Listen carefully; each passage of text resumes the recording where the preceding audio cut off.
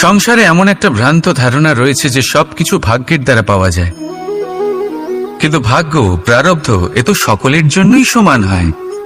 এটা তো ব্যক্তির ওপরে নির্ভরশীল হয়, তার আকাঙ্ক্ষার উপরে নির্ভরশীল হয়, বাসনার উপরে নির্ভরশীল হয়, স্বভাবের উপরে নির্ভরশীল হয় যে উনি সেটা নিয়ে কি করেন।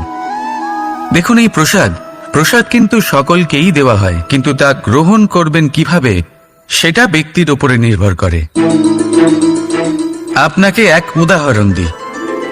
যেমন ধরুন, দুজন মানুষকে আমি একটা করে মাটির ডেলা দিলাম, সেটা নিয়ে তারা কি করবেন? একজন মানুষ তার ছোট ছোট ডেলা বানাবেন আর পথযাত্রীদের ওপরে ছুঁড়ে মারবেন, হাসি ঠাট্টা করবেন, তাদের বস্ত্র নোংরা করে দেবেন, সেটাতেই উনি আনন্দ পাবেন। অন্যদিকে দ্বিতীয় ব্যক্তি সেই মাটির ডেলা দিয়েই নিজের জন্য একটা কুঁড়ে ঘর বানাবেন, সেই কুঁড়ে ঘর যা রোদেতে, বৃষ্টিতে, ঝড়ে তাকে সুরক্ষিত রাখবে। অনুভূতি, এই অনুভূতি বদলাতে শিখুন। এই অনুভূতি অত্যন্ত গুরুত্বপূর্ণ। ভালোবাসাতেও এই অনুভূতি হলো অত্যন্ত গুরুত্বপূর্ণ। ভালোবাসা সে বন্ধুর সাথে হোক, মা বাবার সাথে হোক, ভাই বোনের সাথে হোক, স্ত্রীর সাথে হোক, যে কারোর সাথে হোক,